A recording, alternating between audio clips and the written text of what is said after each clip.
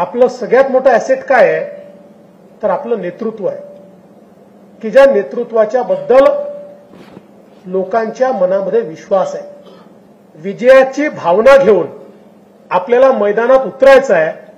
पण ते उतरत असताना अति आत्मविश्वास किंवा आपण तर जिंकणारच आहोत ही जी भावना आहे की आता आम्ही काही नाही केलं तरी आहे मोदीजींचं नाव, आम्ही जिंकणारच आहोत, अशा भावनेमध्ये जर आपण गेलो तर मला असं वाटतं की मोदीजी जी काही मेहनत करतात त्या मेहनतीला साजेसं आपलं काम होणार नाही.